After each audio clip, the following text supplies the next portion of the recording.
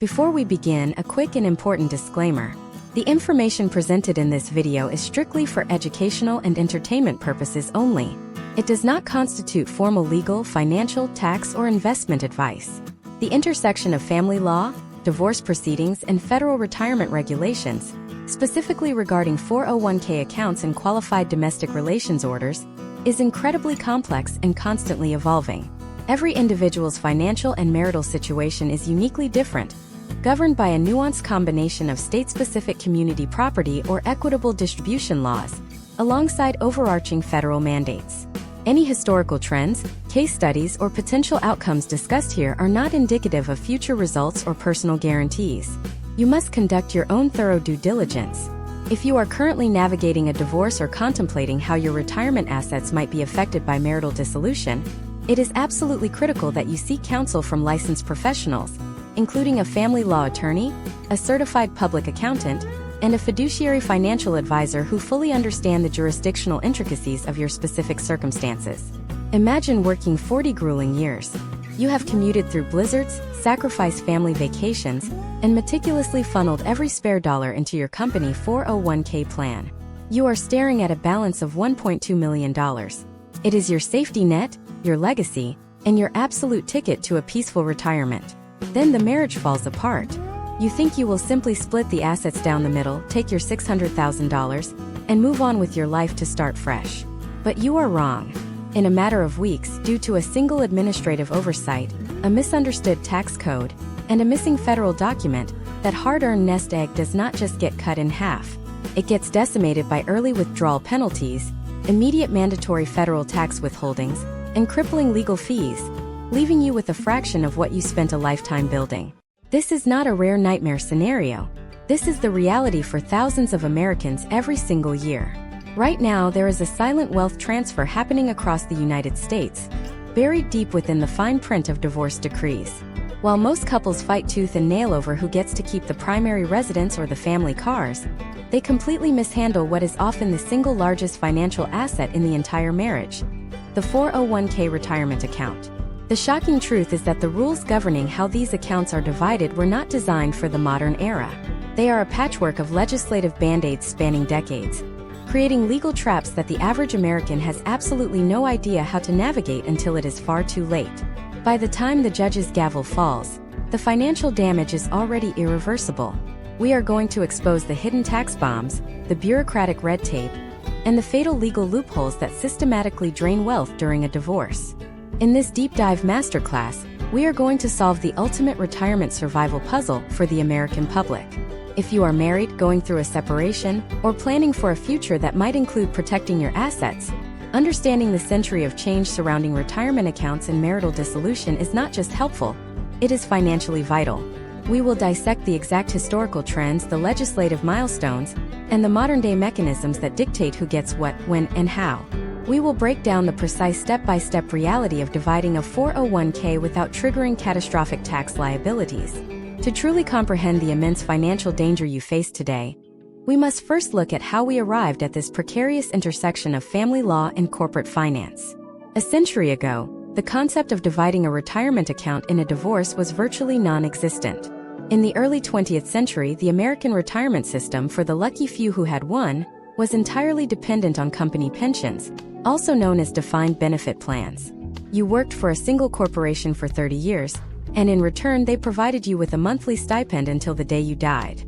During this era, the workforce was overwhelmingly male, and the traditional single-income household was the absolute norm. If a divorce occurred, which was statistically much rarer than it is today, the courts primarily focused on alimony to ensure the non-working spouse was not left completely destitute. The idea that a spouse had a vested, divisible ownership interest in the worker's future pension payouts was legally alien. The pension belonged solely to the worker, and the company controlled the money. The financial risk rested entirely on the shoulders of the employer, not the employee.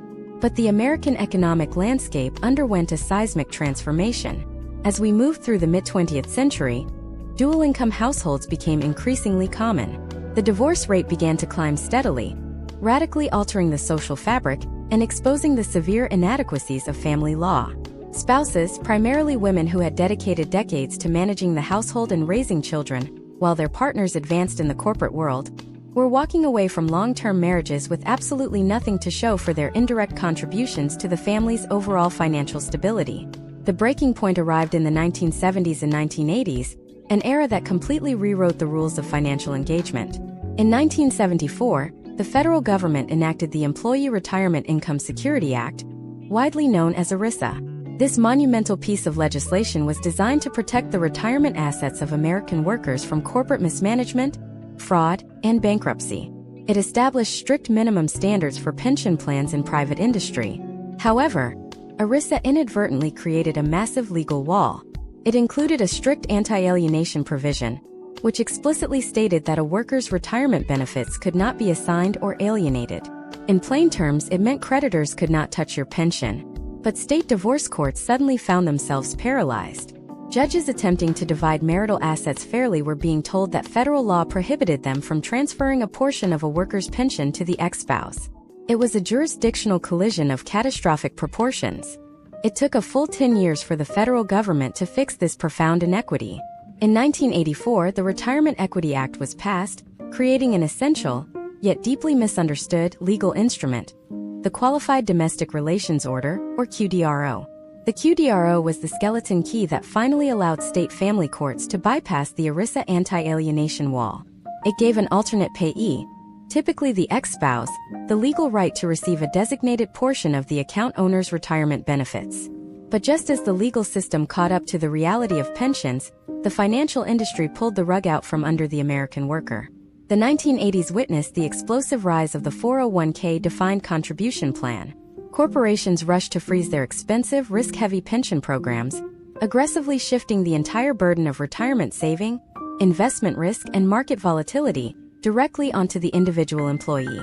Instead of a guaranteed monthly check managed by corporate actuaries, Americans were suddenly handed a volatile investment portfolio tied directly to the unpredictable fluctuations of the global stock market.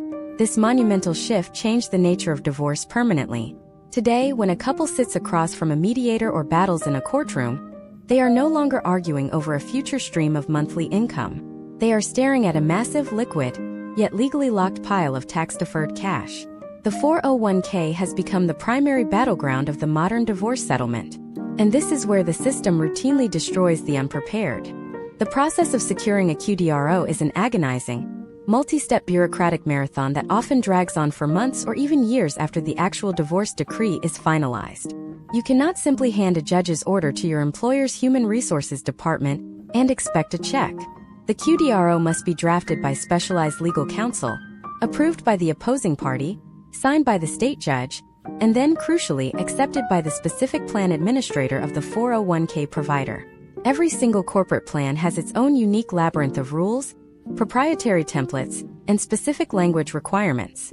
If a single comma is out of place, or if the document fails to account for market fluctuations between the date of separation and the date of actual distribution, the plan administrator will reject it outright. This forces the parties back to square one, racking up additional thousands of dollars in billable hours, while the underlying assets remain frozen in market limbo. Furthermore, when you divide a 401k without a meticulously drafted legal strategy, or if you attempt to cash out your awarded portion to buy a new house or pay off credit card debt accumulated during the separation, the Internal Revenue Service immediately steps in. A standard withdrawal without utilizing the specific legal exemptions provided by a QDRO triggers an automatic 20% federal tax withholding, plus ordinary income tax on the entire amount. And if you are under the age of 59 and a half, you are slapped with a punishing 10% early withdrawal penalty. An award of $100,000 can instantly shrink to $60,000 or less before it even hits your bank account. The failure to understand the mechanical, taxation, and legal requirements of splitting a modern defined contribution plan is the single greatest unforced error in American divorce. Let us look closely at a practical scenario unfolding right now in the year 2026. Imagine a couple, Michael and Jennifer, residing in Texas. Michael has spent 20 years building his 401k at a major tech firm, and the balance sits at roughly $800,000. They finalize their divorce, and the judge signs a decree stating Jennifer is entitled to 50% of that account, or $400,000. Jennifer, believing the hard part is over, takes that court order and waits for her money so she can secure a new house. Weeks pass. then months. She finally calls Michael's human resources department, only to be hit with a brutal reality check. The plan administrator flatly refuses to disburse a single penny. They tell her that the state judge's divorce decree is entirely meaningless to them, because it is not a qualified domestic relations order. This is the exact moment where the catastrophic unforced error occurs for thousands of individuals. The divorce decree merely outlines the agreement between the spouses under state law. However, the 401k is governed by federal law under the Employee Retirement Income Security Act. To bridge this massive jurisdictional gap, you must have a separate, highly technical document drafted, signed by the judge, and formally approved by the plan administrator. The plan administrator is essentially the ultimate gatekeeper, and they do not work for you, your spouse, or the state court. They work for the corporation sponsoring the retirement plan, and their sole priority is ensuring the plan complies with federal tax codes to maintain its tax-advantaged status. If they disburse funds based on a flawed document, the entire corporate plan could face massive Internal Revenue Service penalties. Therefore, their default position is to reject anything that does not precisely match their proprietary corporate templates. Jennifer is now forced to hire a specialized attorney, incurring thousands of dollars in new legal fees to draft the correct document. But while this bureaucratic nightmare drags on for another 6 months, the financial markets do not simply stand still. This brings us to the terrifying concept of market drift during the waiting period.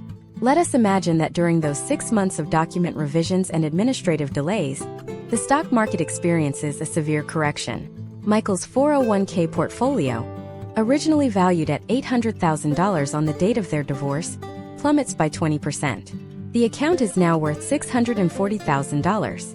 If the original divorce decree simply stated Jennifer gets $400,000, but failed to specify whether she shares in the market gains or losses during the waiting period, they are instantly thrust back into litigation. Michael will argue that handing over $400,000 now represents well over half of his remaining depleted balance, which destroys his financial future. Jennifer will argue that she was promised a fixed dollar amount by the court. The resulting legal battle will drain both of them, and this is entirely avoidable through precise legal drafting that accounts for historical trends in market volatility. Conversely, imagine if the market surged during that same waiting period. If the original agreement stated Jennifer gets exactly $400,000, and the account grows to $1 million while the order is being processed, Michael captures 100% of that upside. Jennifer misses out entirely on the growth of assets that were technically hers the moment the divorce was finalized, simply because the bureaucratic transfer took too long. These potential outcomes highlight why treating a 401k like a static bank account is a massive strategic failure. A defined contribution plan is a living, breathing investment portfolio tied to the daily chaos of global financial markets. Every single day that passes between the divorce decree and the actual segregation of assets introduces massive financial risk to both parties. But the absolute worst trap awaits the spouse who finally navigates the legal maze, gets the document approved, and then makes a fatal tax mistake upon distribution. Let us return to Jennifer. After a year of fighting, the order is approved. The plan administrator offers her a choice. She can roll her $400,000 share directly into her own individual retirement account, or she can take a cash payout. Exhausted by the process and needing immediate capital to cover the legal debt she just accumulated, she chooses the cash payout. She expects a wire transfer for $400,000. Instead, the federal government steps in to execute a mandatory tax harvest. When an alternate payee elects a direct cash distribution from a 401k under these circumstances, federal law mandates an automatic 20% withholding right off the top. The plan administrator acts as a tax collector, instantly sending $80,000 directly to the IRS. Jennifer only receives $320,000. But the financial bleeding does not stop there. That entire $400,000 distribution is now added to her adjusted gross income for the year 2026. This massive influx of taxable income instantly pushes her into the highest possible federal and state tax brackets. Come tax season, that 20% withholding will likely not be enough to cover her total tax liability. She could easily owe another 10 to 15% in taxes, reducing her final usable capital to roughly $260,000. She effectively lost 35% of her settlement to the tax code because she failed to utilize the tax-sheltered rollover options available to her. There is, however, a very specific and highly misunderstood exception to the standard rules when distributing a 401k in this manner. While a direct cash withdrawal triggers ordinary income tax, a proper distribution actually exempts the alternate payee from the notorious 10% early withdrawal penalty, even if they are well under the age of 59 and a half. This is a critical nuance that even some seasoned financial professionals misunderstand.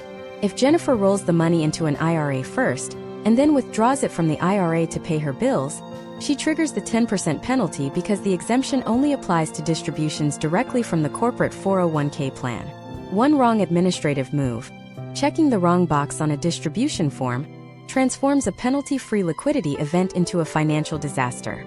We have established how the baseline division of a standard 401k is riddled with hidden traps, market risks, and tax bombs. But what happens when the 401k does not just hold standard mutual funds? What happens when a massive portion of that retirement account consists of highly appreciated company stock, an asset class with an entirely different, incredibly complex set of IRS rules that can either save you hundreds of thousands of dollars in taxes or destroy your wealth overnight? When we introduce the concept of net unrealized appreciation into a modern divorce settlement, the entire game changes, and the stakes multiply exponentially. To truly grasp the magnitude of net unrealized appreciation, we must first understand that not all assets inside a retirement account are treated equally by the federal government. Most Americans build their 401k portfolios using standard mutual funds, index funds, or target date funds. When you divide these standard assets during a divorce, the tax rules are rigid and straightforward. But when a massive portion of that retirement account consists of highly appreciated company stock, an asset class with an entirely different, incredibly complex set of internal revenue service rules, you are presented with a rare opportunity. This specific tax provision can either save you hundreds of thousands of dollars in future taxes or, if mishandled by an uneducated legal team, completely destroy your long-term wealth overnight. Let us look closely at a case study unfolding in the year 2026. Meet Robert and Emily, a couple navigating a high-net-worth divorce in Ohio. Robert has spent 25 years working as a senior executive for a major American aerospace corporation. Through decades of diligent saving, company matches, and stock options, his 401k has grown to a staggering valuation of $2 million. However, the composition of this account is critical. $1 million is invested in standard bond and equity mutual funds. The other $1 million consists entirely of his employer aerospace company stock. Here is where the mathematical reality of net unrealized appreciation comes into play. Robert acquired those shares of company stock continuously over 2 decades. The actual price he paid to buy those shares, which the Internal Revenue Service calls the cost basis, was only $200,000. The remaining $800,000 represents pure market growth over time. That specific $800,000 of explosive growth is the net unrealized appreciation. The court finalizes the divorce, and the judge decrees that Emily is entitled to an equitable 50% split of the entire $2,401,000. Emily is rightfully expecting $1 million. Her divorce attorney, who is an expert in state family law but not necessarily a certified public accountant or a fiduciary wealth manager, follows standard operational procedure. The attorney drafts a qualified domestic relations order instructing the corporate plan administrator to liquidate Emily's awarded portion and roll the funds directly into her personal traditional individual retirement account. On the absolute surface, this looks like a massive legal and financial victory. The rollover is executed seamlessly. Emily avoids the punishing 20% mandatory federal withholding, and she successfully dodges the 10% early withdrawal penalty.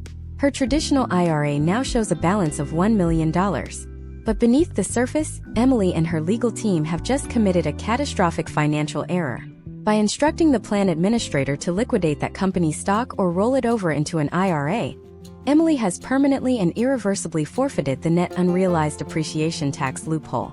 Because the money is now sitting inside a traditional IRA, every single dollar Emily withdraws in her retirement years will be taxed at her ordinary income tax rate. Based on historical trends and current tax structures, if Emily requires significant capital in her later years, those withdrawals could easily push her into a federal tax bracket of 32% or even 37%. She will pay massive ordinary income taxes on the entire $1 million, including the $800,000 of growth that she could have shielded. Now, imagine if Emily had assembled a financial team that understood the precise mechanics of the federal tax code regarding corporate stock transfers. Instead of demanding a blind rollover, her team would aggressively pursue an entirely different legal strategy within the Qualified Domestic Relations Order. They would specifically mandate an in-kind distribution of the employer stock directly to a taxable brokerage account in Emily's name, while rolling only the mutual fund portion into the traditional IRA.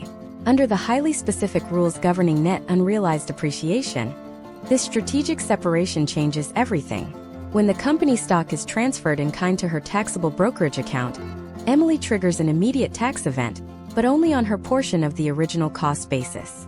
Since her half of the cost basis is $100,000, she pays ordinary income tax on just that relatively small amount in the current year. But here is the massive financial breakthrough. The explosive growth, her $400,000 share of the stock's appreciation, is fundamentally reclassified by the federal government. It is no longer trapped under the heavy burden of ordinary income tax rates. When Emily eventually decides to sell those specific shares in the open market to fund her life, she will pay the much lower long-term capital gains tax rate on that growth. Looking at historical trends, long-term capital gains rates generally hover around 15 to 20% for most Americans. By utilizing this exact strategy, Emily could effectively cut her future tax liability in half. We are talking about potential outcomes where hundreds of thousands of dollars are legally kept in her pocket, rather than being surrendered to the federal government. But executing this maneuver requires pinpoint bureaucratic precision. The corporate plan administrator must possess immaculate records tracking the historical cost basis of every single share purchased over the last 25 years. The language inside the court order must explicitly demand an in-kind distribution of the exact shares. If the administrator makes a clerical error, or if the 401k provider forces a cash liquidation before transferring the assets to Emily because the legal document was vague, the tax benefit evaporates instantly and cannot be recovered under any circumstances. This scenario highlights the severe danger of treating a divorce settlement as a simple division of numbers on a spreadsheet. You are not just dividing cash. You are dividing complex financial instruments bound by decades of evolving tax legislation. Failing to recognize the composition of the assets inside a defined contribution plan is a fundamental failure of due diligence. But even if you master the tax code, protect your portfolio from severe market drift during the separation, and successfully navigate the highly lucrative net unrealized appreciation loophole, your financial survival is still not secure. There is another massive hazard lurking in the shadows of the modern American retirement system. It is a hazard that routinely destroys the best legal strategies and plunges both spouses into sudden, overwhelming debt. What happens when you attempt to divide a 401k that is actively suffocating under the weight of an outstanding federal loan? And how does this internal debt create a ticking time bomb that can trigger a catastrophic default the moment the divorce decree is signed? To understand the catastrophic danger of an outstanding federal retirement loan during a divorce, we must first look at the modern financial landscape. By the year 2026, historical trends indicate that millions of Americans have utilized their 401k plans not just as retirement vehicles, but as emergency piggy banks.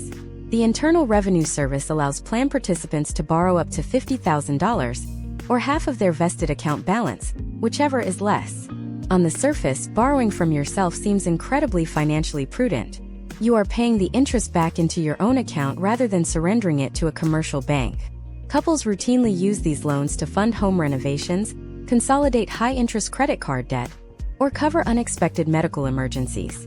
However, when a marriage dissolves, this internal borrowing transforms a straightforward asset division into a complex legal landmine that can instantly trigger severe tax penalties and disproportionate wealth loss.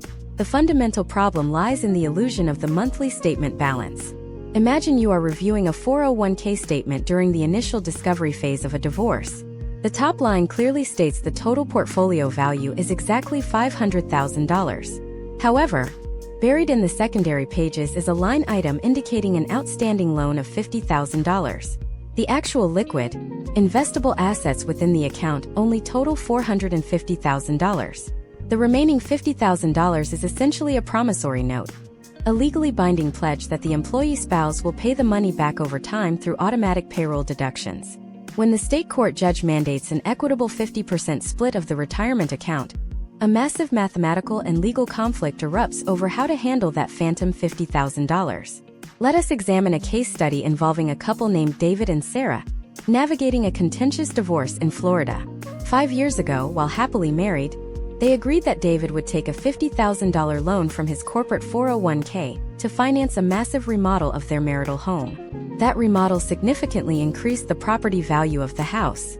Now, in 2026, they are divorcing. The house is being sold, and they are splitting the highly appreciated equity right down the middle.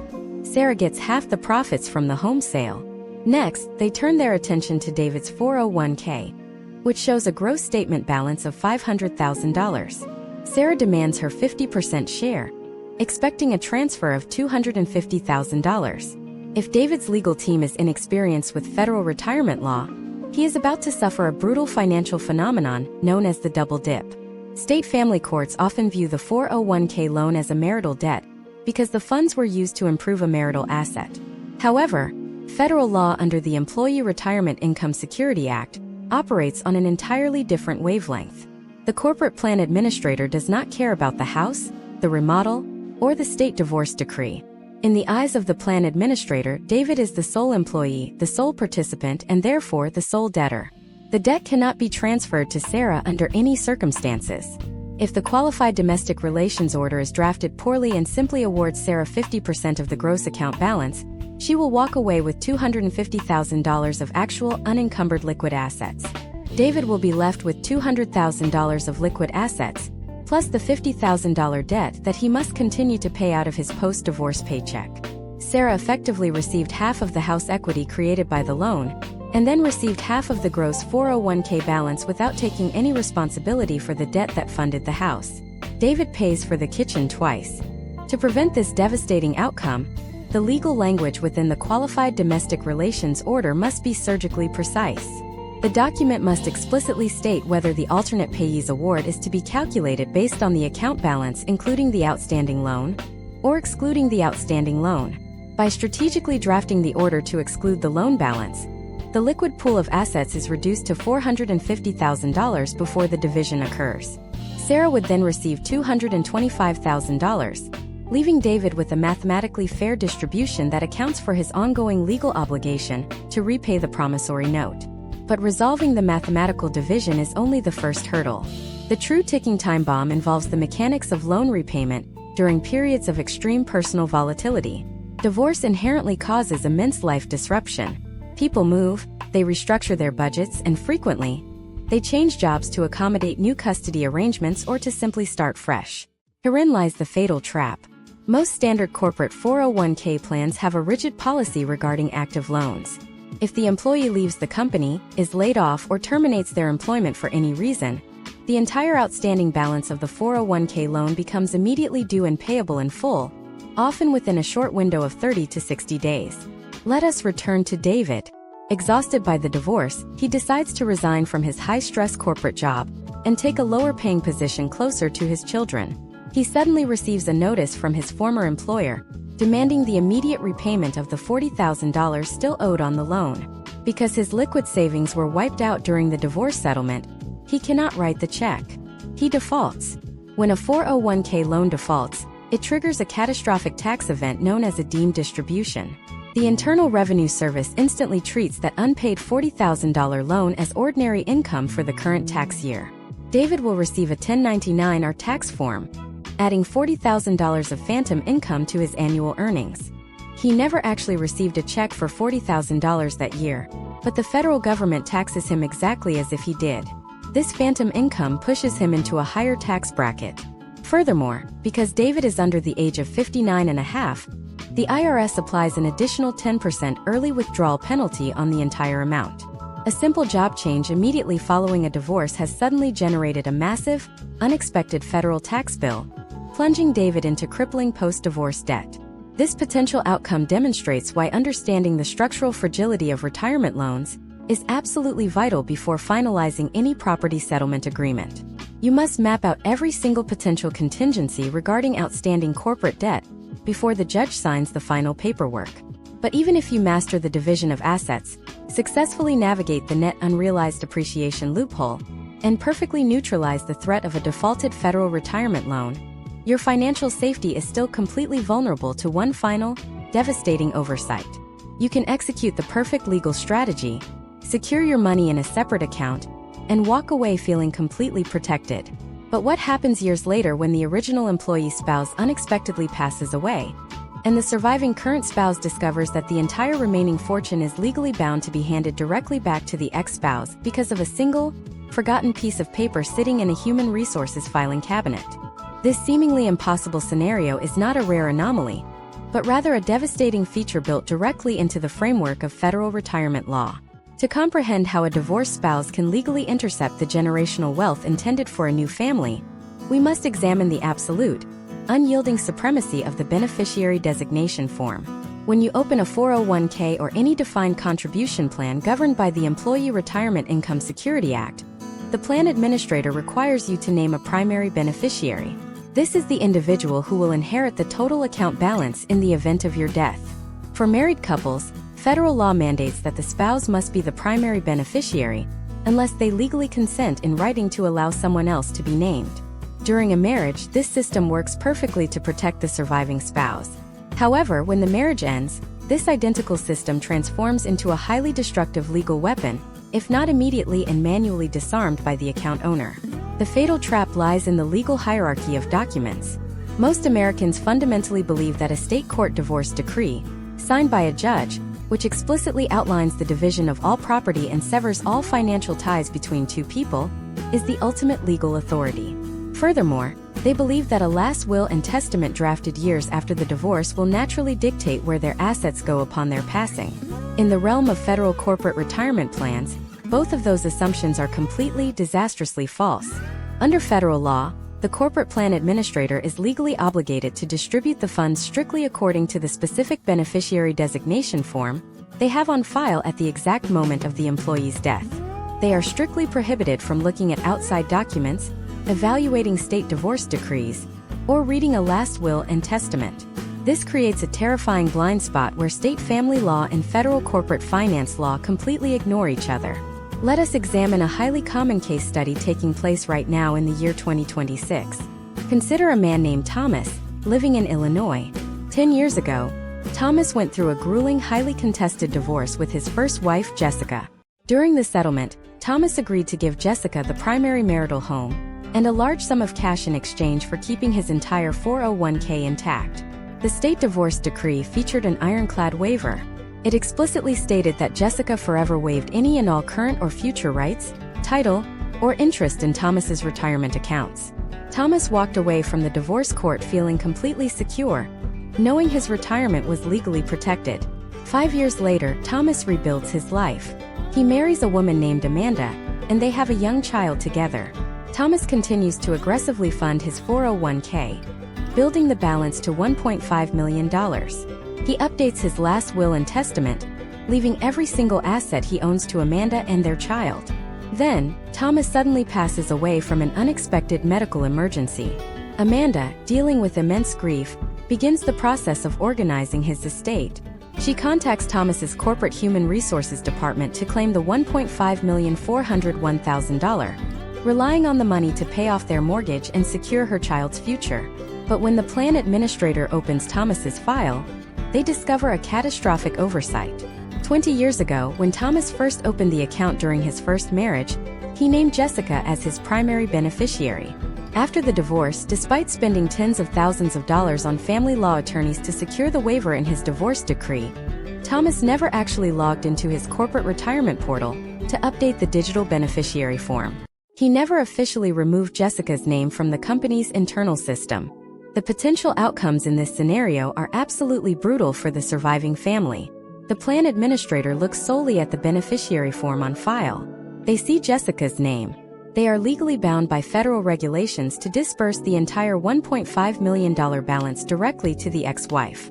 When Amanda protests, presenting the signed divorce decree, the waiver, and the legally binding last will and testament, the plan administrator will simply reject them. The Supreme Court of the United States has repeatedly upheld what is known as the plan documents rule. This legal doctrine mandates that plan administrators must execute their duties in accordance with the documents and instruments governing the plan. They are not private investigators. They are not judges. They cannot be burdened with the impossible task of interpreting millions of state-level divorce decrees to determine who truly deserves the money. They follow the form on file, exactly as it is written without exception. Jessica, the ex-wife who previously waived her rights in state court, now receives a massive, entirely legal windfall. Amanda and her child are left with absolutely nothing from the retirement account. While Amanda might attempt to file a massive lawsuit against Jessica in state civil court, arguing that Jessica is violating the original divorce decree by keeping the money, this is a desperate and incredibly expensive uphill battle. The federal funds have already been disbursed, and Jessica might immediately spend or shelter the capital. The legal fees required for Amanda to initiate a clawback litigation could easily bankrupt her, with absolutely no guarantee of success given the overarching federal preemption of the retirement assets. Historical trends in these exact legal battles show that the surviving family rarely recovers the full amount, if they recover anything at all. This entire generational financial tragedy occurs simply because an attorney failed to provide one final, critical instruction at the end of the divorce proceedings, or because the client assumed the legal system automatically updated corporate records. The step-by-step process of surviving a divorce does not end when the judge bangs the gavel. It ends when every single financial institution, corporate plan administrator, and life insurance provider has received freshly executed beneficiary designation forms that reflect your new marital status. A failure of administrative hygiene can completely override decades of diligent wealth accumulation and perfectly executed legal strategy. We have now meticulously detailed the catastrophic dangers of distribution mechanics, the hidden taxation traps of employer stock, the volatile nature of outstanding internal debt, and the absolute legal supremacy of beneficiary forms. We have established that treating a 401k as a simple pool of cash is a fundamental error. But all of these sophisticated strategies rely on one core assumption. They assume you actually know how much the retirement account is truly worth. Most couples simply look at the top line of the monthly statement, accept that number as the absolute truth, and begin dividing the assets. But what if that number is a complete mathematical illusion? What happens when hundreds of thousands of dollars in corporate matching funds, complex vesting schedules, and hidden forfeiture accounts completely distort the true value of the portfolio, leading one spouse to surrender massive amounts of unvested wealth they didn't even know existed? To fully comprehend this phenomenon, we must pull back the curtain on how modern corporate retirement plans are structurally engineered. In the year 2026, the top-line number you see on your monthly 401k statement is frequently a carefully crafted composite of two completely distinct categories of money. The first category consists of the employee contributions, which is the money siphoned directly from your own paycheck. This money is always 100% vested, meaning you own it outright, immediately and permanently. The second category, however, consists of the employer match or profit-sharing contributions. This is the corporate incentive money, and it is almost always heavily guarded by a corporate leash known as a vesting schedule. This schedule mandates that the employee must remain actively working for the company for a predefined number of years before they legally own the matching funds. Until that exact date arrives, the money is merely a conditional promise. It appears on the statement, inflating the total balance, but it does not belong to the employee. There are two primary historical trends in how corporations structure these leashes. The first is a graded vesting schedule, where ownership transfers incrementally.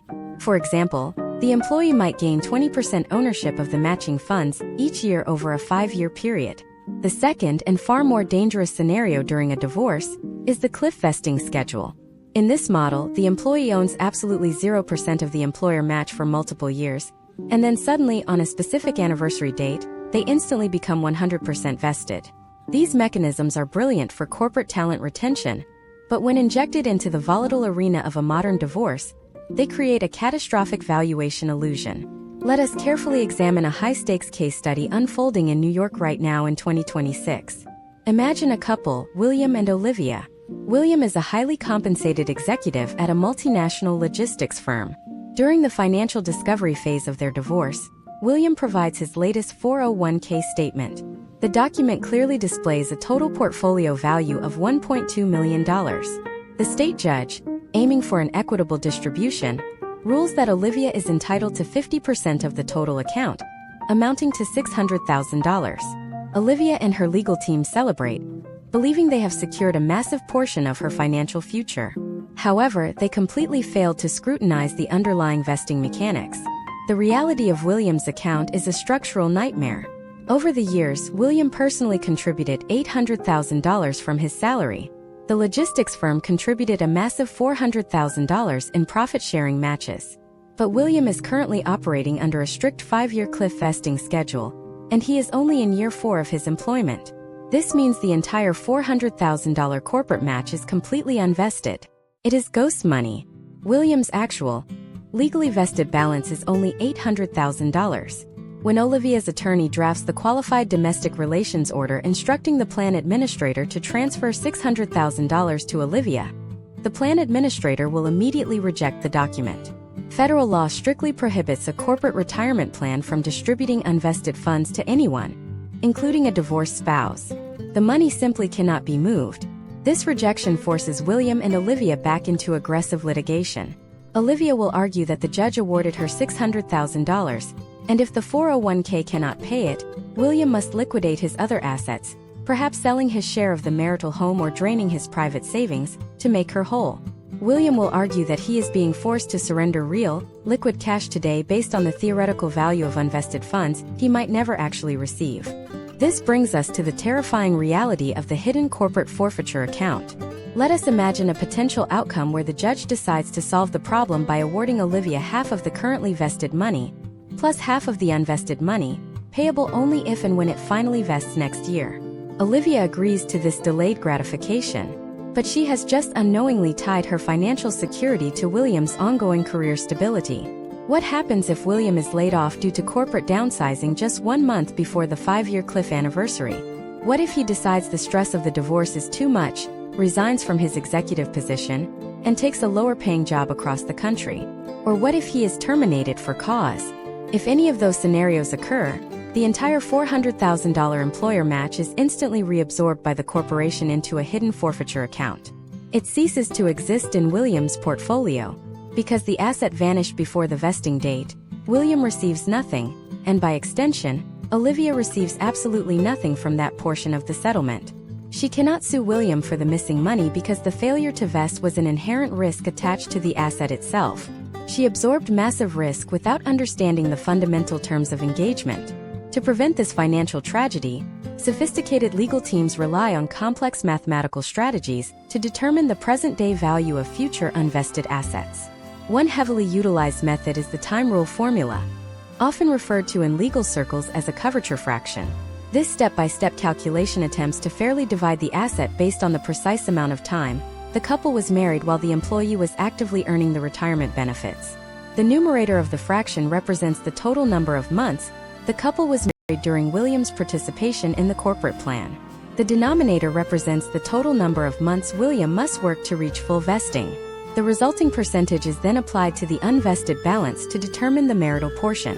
While the coverture fraction provides a mathematical framework, it does not solve the inherent risk of William losing his job. Therefore, courts frequently resort to a deeply frustrating legal maneuver known as reserving jurisdiction. Instead of finalizing the clean break that most divorcing couples desperately want, the state judge signs the divorce decree, but explicitly keeps the legal case open regarding the 401k account. They order both parties to return to court years later, on the exact date the funds finally vest, to execute the division. This means the divorce is never truly over. The couple is forced to maintain contact, retain expensive family law attorneys on retainer, and live in a state of perpetual financial uncertainty for years, racking up thousands of dollars in ongoing legal fees simply waiting for a corporate anniversary date to arrive. We have now exposed the valuation illusions created by corporate leashes, the devastating impact of forfeiture accounts, and the agonizing legal purgatory of reserved jurisdiction. We have proven that the number on the page is rarely the reality of the asset. But all of these internal mechanisms pale in comparison to the uncontrollable external forces that can annihilate a settlement. What happens when you map out the perfect coverture fraction? The judge signs the final order, and you send the paperwork to the corporate human resources department, only to discover that the entire multinational corporation is currently undergoing a massive merger, a hostile takeover, or a Chapter 11 bankruptcy restructuring. How do these catastrophic corporate blackout periods instantly freeze your 401k assets in a legally impenetrable black hole, holding your settlement hostage for months or even years while Wall Street executives dismantle the company from the top down? To understand the sheer terror of a corporate blackout period, You must first understand that a defined contribution plan is not a standalone vault sitting in a vacuum. It is a highly integrated financial instrument tethered directly to the operational heartbeat of the sponsoring employer. When that employer undergoes a massive structural transformation, the retirement plan is dragged entirely into the administrative chaos. You can have the most brilliant family law attorney in the country, a perfectly mathematically balanced settlement, and a judge's signature drawing on the page, but all of that legal power is completely neutralized by the mechanical reality of corporate restructuring. Let us look at a highly relevant case study unfolding in the year 2026. Meet Marcus and Chloe, a couple going through a contentious divorce in Chicago. Marcus works as a regional director for a massive national telecommunications conglomerate. Over his 20-year career, he has built a 401k balance of $1.8 million. After months of grueling mediation, they reach an agreement. Chloe is awarded $900,000, exactly half of the account. Her legal team drafts the qualified domestic relations order flawlessly. Chloe has already put an earnest money deposit down on a new home for her and their children, relying entirely on the impending transfer of those retirement funds to close the mortgage. But 3 days before the court order is delivered to the Human Resources Department, the telecommunications conglomerate announces a multi-billion-dollar merger with a rival tech giant. As part of this massive corporate consolidation, the new management team decides to completely overhaul the employee benefits package. They fire the old 401k plan provider and hire a new institutional financial firm to manage the retirement assets for the newly merged workforce. The moment this transition is officially triggered, federal law mandates an institutional blackout period. During a blackout period, every single participant in the plan is completely locked out. No one can move money, no one can change their investment allocations, no one can request a loan, and absolutely no one can process a legal distribution for a divorce settlement. It is a total administrative freeze. For Marcus, this is simply a temporary annoyance where he cannot check his portfolio balance on his smartphone app. For Chloe, it is a catastrophic financial crisis. Historical trends indicate that a standard corporate blackout period usually lasts anywhere from 30 to 60 days as millions of data points are transferred from one massive institutional server to another. But in the modern era of complex, multinational mergers facing intense regulatory scrutiny, these transition periods can stretch into agonizing delays of 3 to 6 months. While Chloe is trapped in this blackout, her real estate closing date comes and goes. She cannot provide the down payment. She loses her earnest money, the seller cancels the contract, and she finds herself essentially without housing, all while $900,000 with her legal name attached to it sits completely paralyzed in a corporate purgatory over which she has zero control. But the nightmare of the blackout period extends far beyond just missing a real estate closing. We must consider the terrifying element of market exposure. During this transition, the old plan provider is frequently required to liquidate certain proprietary mutual funds into cash, transfer that massive pool of capital to the new provider, and then reinvest the funds into the new provider's equivalent target date funds. If a severe global market correction occurs during the exact weeks when Chloe's funds are frozen or being awkwardly mapped to new investment vehicles, she has absolutely no ability to log in and move her assets to a stable value bond fund to protect her capital. She is forced to ride the market crash all the way down. Her $900,000 settlement could easily shrink to $700,000 before the blackout period lifts, and the new plan administrator finally opens her file. Now let us examine an even more severe scenario. What if the corporate disruption is not a lucrative merger, but a catastrophic failure? What happens to your divorce settlement when the employer files for Chapter 11 bankruptcy restructuring? There is a massive public misconception regarding corporate bankruptcy and employee retirement funds. Thanks to the strict provisions of the Employee Retirement Income Security Act, the actual money inside the 401k is legally walled off in a separate trust. The corporation cannot raid the employee retirement accounts to pay off its debts, and the corporate creditors cannot seize the 401k assets. The money itself is protected by federal law. However, while the capital is safe from creditors, the administrative apparatus required to legally divide the money completely collapses. When a corporation files for bankruptcy, the Human Resources Department is inevitably gutted to cut operational costs. The internal staff members who typically handle divorce decrees and route paperwork to the plan administrators are laid off.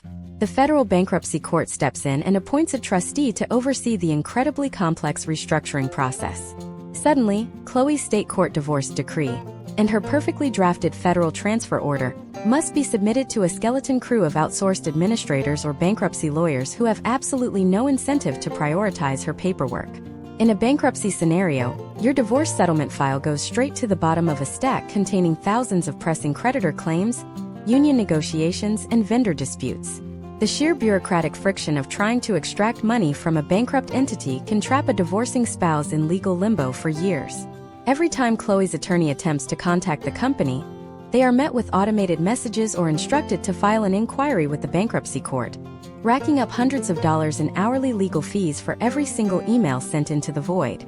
Furthermore, we must revisit the extreme danger of employer stock that we discussed in previous chapters. If a massive portion of Marcus's 401k was invested in the telecommunications company stock, and that company files for bankruptcy, the protective federal trust does not save the stock from becoming worthless. The shares go to zero. They are completely wiped out by the market reality of the bankruptcy. If Chloe was waiting on a delayed court order to transfer half of those specific shares to utilize the net unrealized appreciation tax loophole, she is now waiting for half of a completely vaporized asset. The entire foundation of her settlement is destroyed while she is locked out of the system. To survive this level of corporate volatility, elite legal teams must employ preemptive emergency strategies. During the initial financial discovery phase, attorneys must look beyond the simple account balance and deeply analyze the financial health and market position of the employer. If there are any industry rumors of impending mergers, acquisitions, or insolvency, the legal strategy must completely pivot. Instead of relying on a delayed federal transfer order, the attorney must demand that the employee spouse utilize other liquid marital assets, such as private brokerage accounts, home equity, or cash reserves, to satisfy the settlement immediately, bypassing the corporate retirement plan entirely. You must isolate the settlement from corporate risk before the storm hits. But let us assume you manage to navigate this impossible minefield. Let us assume the company stays solvent, there are no blackout periods, the new plan administrator signs the document, the federal government approves the transfer, and you finally, after years of agonizing legal warfare, secure your money directly into your own personal individual retirement account. You have beaten the tax code, you have outlasted the corporate leashes, and you have survived the market drift. You take a deep breath, believing your financial future is finally completely secure and entirely under your own control. But what happens when that newfound, absolute control becomes your ultimate financial undoing? What happens when a divorced spouse, desperate to aggressively rebuild their lost wealth, takes their freshly awarded retirement funds and rolls them into a self-directed IRA to invest in alternative assets, only to trigger a catastrophic, hidden regulatory trap that causes the Internal Revenue Service to instantly disqualify the entire account and confiscate a massive portion of their net worth overnight? The psychological toll of a modern divorce often triggers a desperate, overwhelming financial panic. When you watch half of your net worth evaporate in a settlement, human nature screams at you to aggressively make up for lost time. In the year 2026, we are witnessing a massive historical trend where newly divorced individuals take their freshly awarded 401k funds, bypass standard, slow-growth mutual funds, and roll the capital directly into a self-directed individual retirement account. The appeal is incredibly intoxicating. A self-directed IRA allows you to step outside the traditional Wall Street casino and invest your tax-advantaged retirement funds into tangible, alternative assets like physical real estate, private equity, commercial paper, or even precious metals. You finally have absolute, unfiltered control over your financial destiny, free from corporate leashes and plan administrators. But that absolute control is exactly where the Internal Revenue Service sets its most devastating zero-tolerance snare. The federal government allows you to use a self-directed IRA to buy a rental house or invest in a startup, but they strictly enforce a complex, draconian legal doctrine known as prohibited transactions, governed specifically by Internal Revenue Code Section 4975. This code establishes an incredibly rigid, impenetrable wall between you as an individual and your retirement account as a separate financial entity. The money inside the IRA must be used exclusively to benefit the IRA itself, not to provide any immediate, direct, or indirect benefit to you or any individual the government classifies as a disqualified person. Disqualified persons legally include yourself, your spouse, your parents, your grandparents, and your children. You cannot mix your personal life, your personal business, or your family with your retirement assets, even though you technically own the account. Let us examine a terrifying case study taking place right now in California. Imagine a man named Daniel. After a brutal 3-year divorce battle that drained his savings, Daniel is finally awarded $500,000 from his ex-wife's corporate 401k. Feeling deeply distrustful of the volatile 2026 stock market, Daniel executes a legally perfect, tax-free rollover into a self-directed IRA.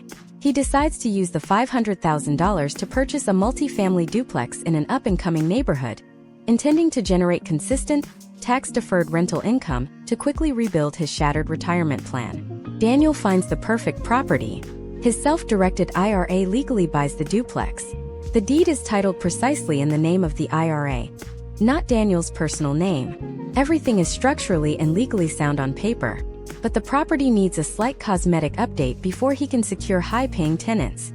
Daniel, wanting to maximize his return on investment and preserve the remaining liquid cash inside the IRA, decides to drive over to the property on a Saturday afternoon with a few cans of paint, a roller, and a toolbox. He spends the weekend painting the living room, fixing a broken cabinet door, and mowing the overgrown lawn himself. It is a simple act of sweat equity, a fundamentally normal concept of hard work and property management. With a few strokes of a paintbrush, Daniel has just unknowingly committed a catastrophic federal tax violation. By providing personal uncompensated labor to an asset owned by his self-directed IRA, Daniel has engaged in a prohibited transaction. He essentially provided a free service to his retirement account, blending his personal energy with the tax-advantaged entity. He enriched the IRA using his own sweat, which the IRS strictly forbids. The Internal Revenue Service does not issue a simple warning letter for this infraction. They do not send a small administrative fine. The penalty for a prohibited transaction inside a self-directed IRA is absolute, nuclear financial destruction. The moment Daniel painted that wall, the IRS legally considers the entire self-directed IRA to be completely disqualified as of January 1st of that exact year. The protective tax shelter is instantly and permanently vaporized. This means the federal government treats the entire $500,000 account balance as if it were a direct, fully taxable cash distribution handed to Daniel on the first day of the year. Daniel will receive a massive tax bill for ordinary income on the full $500,000, thrusting him immediately into the absolute highest federal and state tax brackets. Furthermore, because Daniel is 48 years old, he is slapped with the mandatory 10% early withdrawal penalty. By the time the IRS and the State Tax Franchise Board are finished extracting their mandated share, Daniel could easily owe $250,000 or more in immediate taxes and penalties. He will likely be forced to fire sale the duplex at a massive loss just to satisfy the federal tax lien. His entire post-divorce wealth accumulation strategy is completely annihilated by a weekend home improvement project. And the traps do not stop at physical labor. Imagine if Daniel understood the sweat equity trap and hired a professional, third-party contractor to fix the duplex. The duplex is now pristine and ready to rent. Daniel's daughter, who is currently struggling to find affordable housing while attending a local university, desperately needs a safe place to live. Daniel decides to rent one of the units to his daughter, charging her strictly fair market value rent and routing her monthly payments directly back into the self-directed IRA. He believes he is doing everything perfectly by the book because he is not giving her a discount. Once again, he has triggered a total account disqualification. Because his daughter is legally defined by the tax code as a disqualified person, the self-directed IRA is strictly forbidden from transacting any business with her whatsoever, regardless of whether the rent is fair market or even above market value. The IRS views this as an indirect personal benefit, effectively using a tax-sheltered retirement account to solve a personal family housing problem. The result is the exact same catastrophic tax harvest. The entire account is instantly disqualified, the balance is treated as ordinary income, and the wealth is completely destroyed. The rules governing alternative retirement investments require an almost inhuman level of administrative separation. Every single expense related to that duplex, from the annual property taxes down to a $10 replacement light bulb, must be paid directly from the cash reserves held within the self-directed IRA. If the IRA temporarily runs out of cash to fix a sudden, catastrophic plumbing emergency, Daniel cannot simply pull out his personal credit card to cover the bill to save the property from water damage. Doing so constitutes commingling of personal and retirement funds, which is yet another prohibited transaction, leading to instant disqualification. When you extract assets from a highly regulated corporate 401k environment during a divorce, You are stepping out of a heavily guarded fortress and walking directly into a financial minefield. The corporation previously paid entire legal compliance departments to ensure the 401k adhered to federal law. When you take control via a self-directed IRA, you become your own compliance department, and the margin for error is absolute zero. Historical trends show that a shocking percentage of newly divorced individuals fail to comprehend this radical shift in legal liability, resulting in the massive, silent forfeiture of their hard-won settlements back to the federal government. But let us assume you avoid the self-directed IRA trap entirely. You play it incredibly safe. You leave the awarded funds in a standard, boring brokerage IRA. You follow every single rule, you hire a fiduciary advisor, and your money is completely secure from IRS disqualification. You finally breathe a massive sigh of relief. But what happens if, just 3 weeks after the state judge signs the final divorce decree, but before the corporate plan administrator actually processes the massive six-figure transfer of your funds, your ex-spouse suddenly and quietly files for Chapter 7 bankruptcy? How does a federal bankruptcy judge have the terrifying power to instantly freeze your awarded retirement funds, rip up your state court divorce decree, and force you into a brutal legal war against a federal bankruptcy trustee who is aggressively attempting to seize your settlement money to pay off your ex-spouse's massive credit card debt? To understand this terrifying legal collision, we must examine the intersection of three entirely different bodies of law that absolutely despise each other: state family law, the Federal Employee Retirement Income Security Act, and the Federal Bankruptcy Code. When these three legal systems crash into one another, the resulting explosion can instantly vaporize a divorce settlement. In the year 2026, household debt is at an all-time high. It is incredibly common for one spouse to walk away from a marriage carrying a mountain of unsecured liabilities, such as credit cards, personal loans, or failed business debts.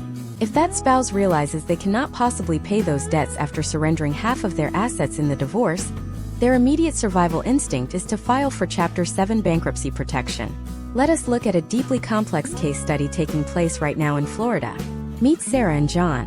John is a high-earning executive with a $1,401,000, but he also has $300,000 in high-interest personal debt. Sarah is a stay-at-home mother. After a difficult mediation, the state family court judge signs the final divorce decree. Sarah is legally awarded $500,000 from John's 401k.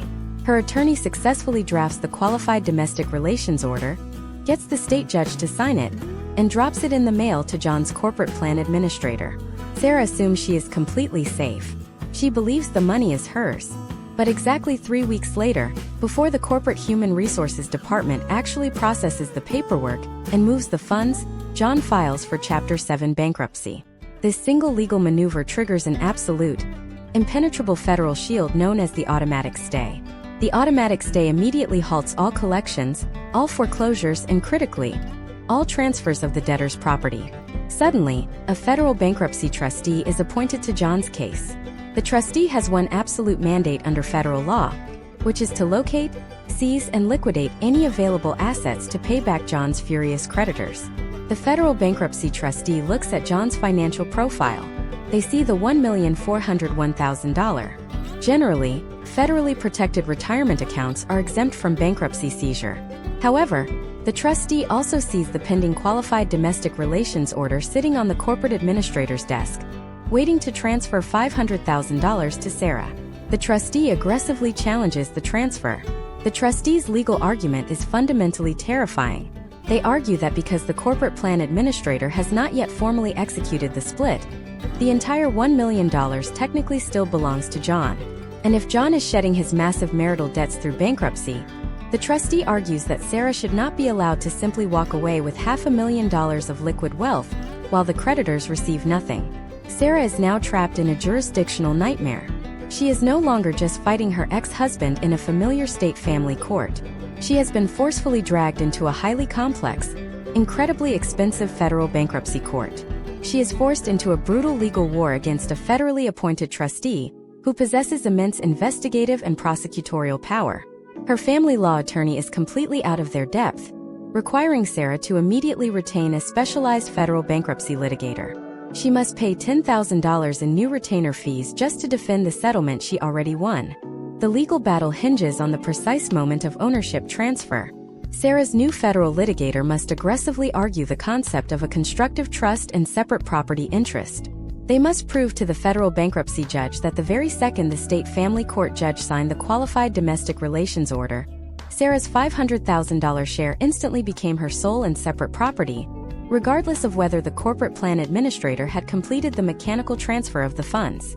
They must rely on historical trends in federal case law, which generally state that an alternate payee's interest in a retirement plan, once established by a valid court order, does not become part of the debtor's bankruptcy estate.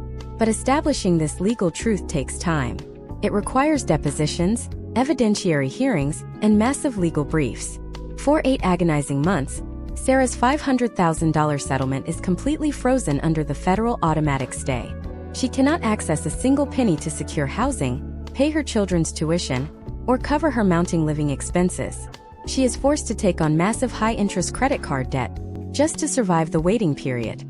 Even if Sarah ultimately wins the case, and the federal bankruptcy judge orders the trustee to release the funds, the financial damage is already done. Her settlement has been significantly eroded by unexpected federal legal fees, and the psychological stress has taken an immeasurable toll. This catastrophic scenario demonstrates why timing and defensive legal drafting are the ultimate weapons in a modern divorce. You must anticipate the bankruptcy trap before the ink ever dries on the final settlement. Elite legal teams completely restructure the timeline of the divorce to eliminate this vulnerability.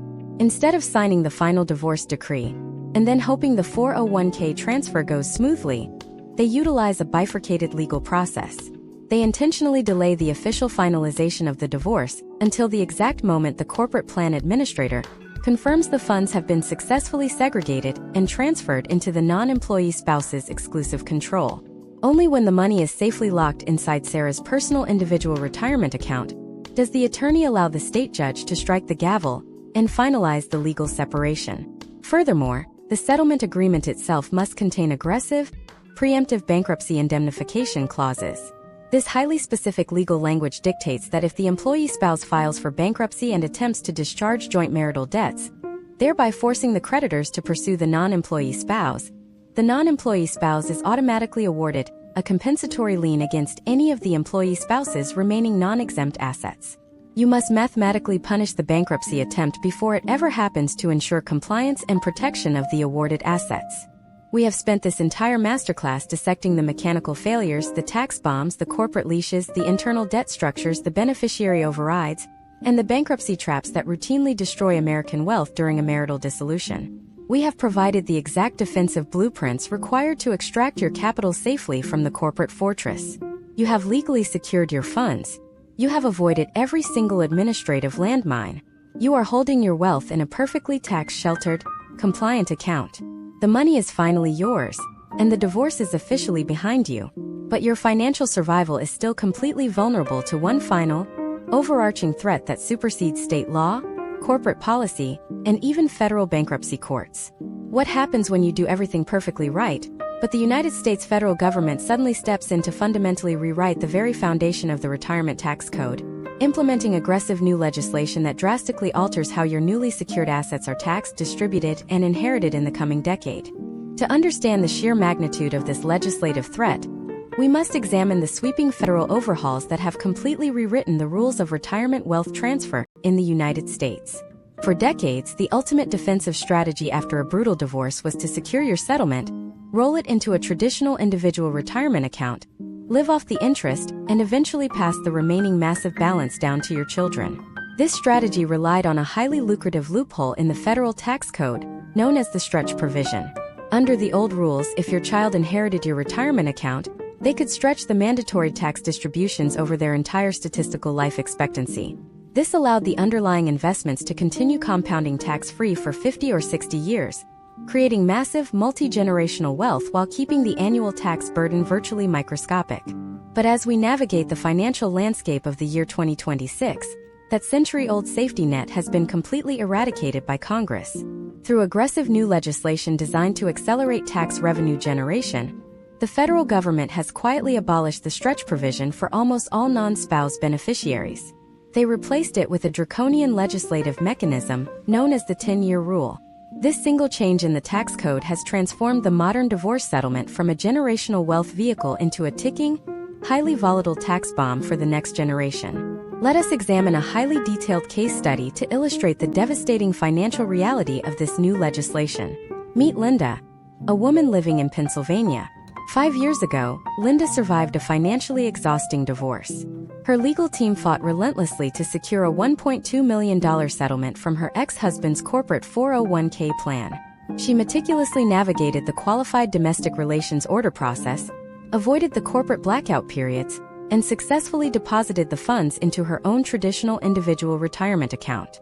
Linda lived frugally, withdrawing only what she strictly needed to survive, with the singular goal of leaving the remaining $1 million to her only son, David.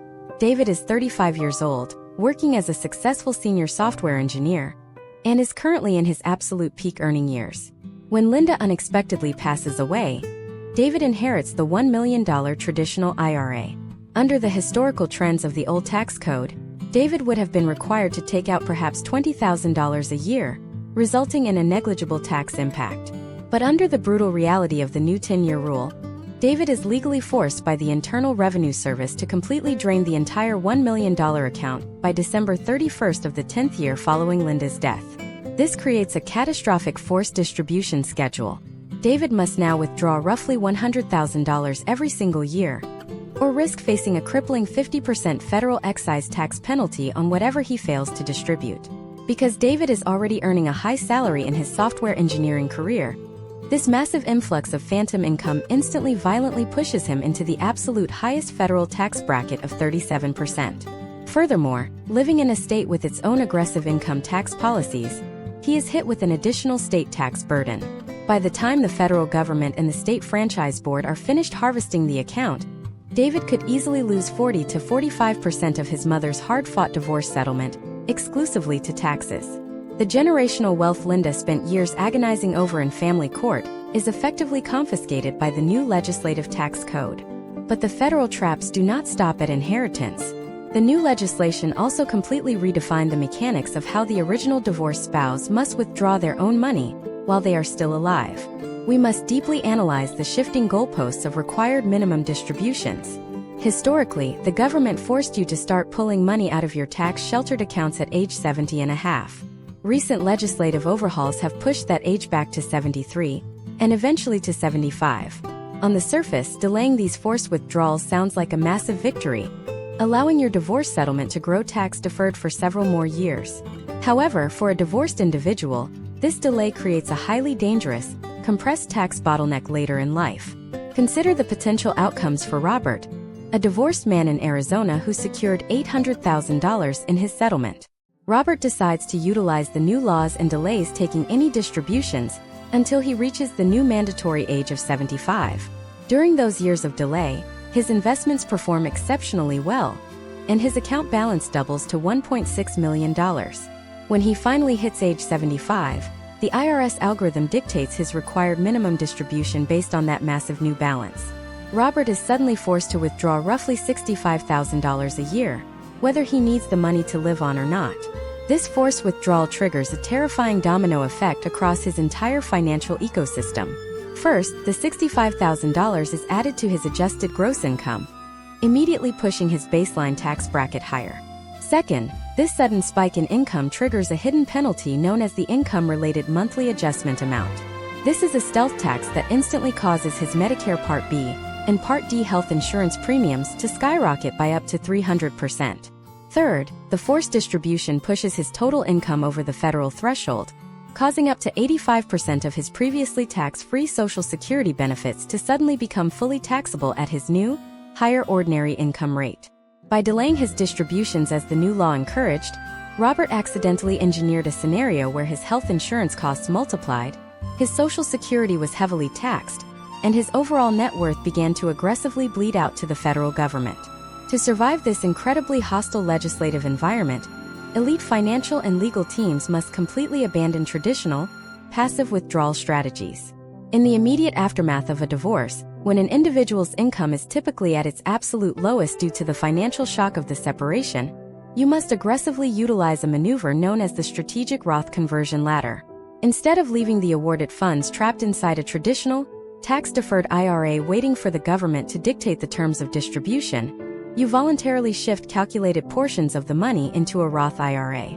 By executing these conversions during the low-income transition years following the divorce, you willingly pay the income tax upfront, but at a heavily reduced, highly favorable tax bracket. Once the money is secured inside the Roth IRA, it becomes completely immune to the legislative chaos. The Roth IRA is legally exempt from all lifetime required minimum distributions, completely neutralizing the Medicare premium spikes and the Social Security taxation traps. Furthermore, when the account is eventually inherited by the next generation, the children are still bound by the 10-year rule, but every single dollar they withdraw is completely tax-free, entirely bypassing the catastrophic tax harvest that destroyed David's inheritance.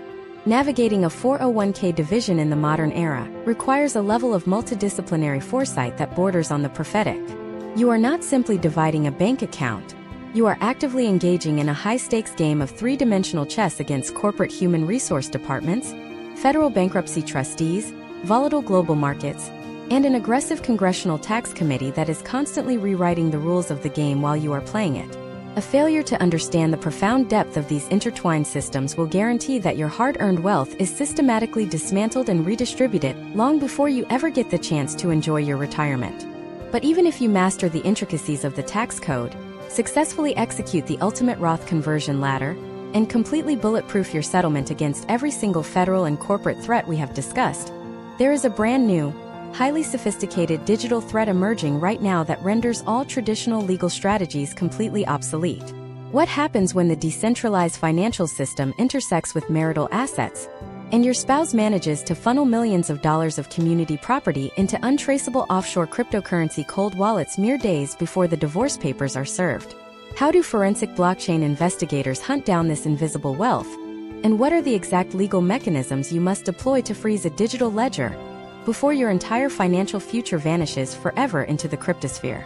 We will expose the dark, unregulated underbelly of the decentralized divorce in our next masterclass.